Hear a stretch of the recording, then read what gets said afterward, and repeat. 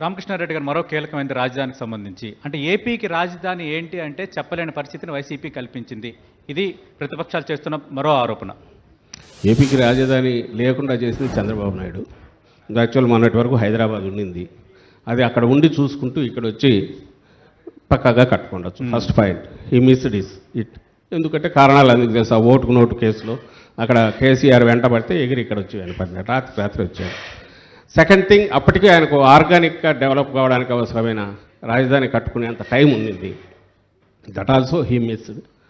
ఎక్కడో 30-40 వేల ఎకరాలు వీటికి అని చెప్పి అక్కడికి వెళ్ళాడు.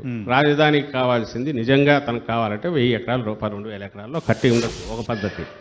లేదు 30-40 వేల ఎకరాలకు పోవాలంటే మా జగన్మోహన్ రెడ్డి గారు చెప్పినట్టు గవర్నమెంట్ ల్యాండ్ ఎక్కువ ఉండచోట విచ్ వీ ట్రైడ్. మేము కన్నా 14లో వస్తే అనుకుంది దొనకొండ ఏరియాలో అనుకున్నాం 50,000 ఎకరాల దాకా గవర్నమెంట్ ల్యాండ్ ఉంది.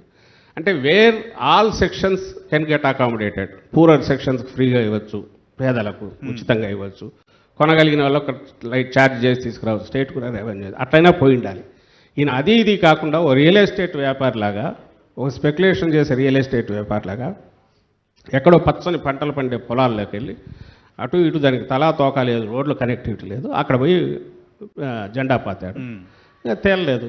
తేలకుండా పోయి సాగర్కి వచ్చేసరికి ఎక్కడ దారి తిని లేకుండా పోవడమే, కరకట్ట మీద పోవాలంటే సింగిల్ వెహికల్ కష్టమే. దాని నుంచి ఎక్కడో బిల్డింగ్ కట్టి తన రాజధాని అని పేరు పెట్టాడు.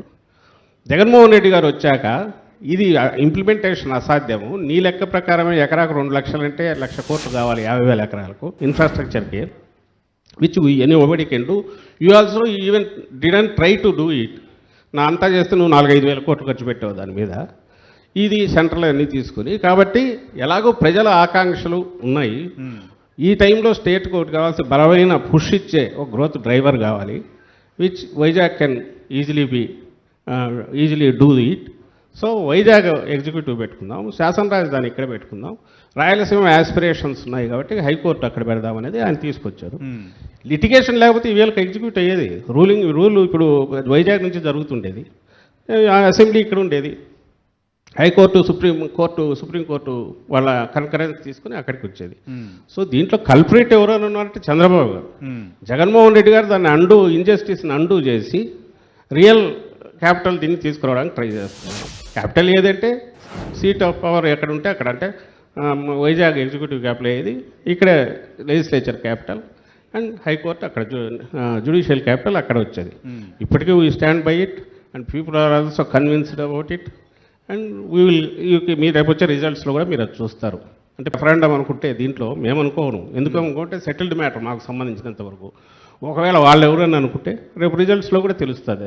రైట్. అంటే రేపు ప్రజలిచ్చే తీర్పు రాజధాని విషయంలో మీరు తీసుకున్న నిర్ణయానికి ఒక ఇదిగా ఫిక్స్ అవుతారా మీరు? నేను అనుకోము. ఎందుకంటే మా వరకు మేము ఇది సెటిల్డ్ మ్యాటర్ అయిపోయింది.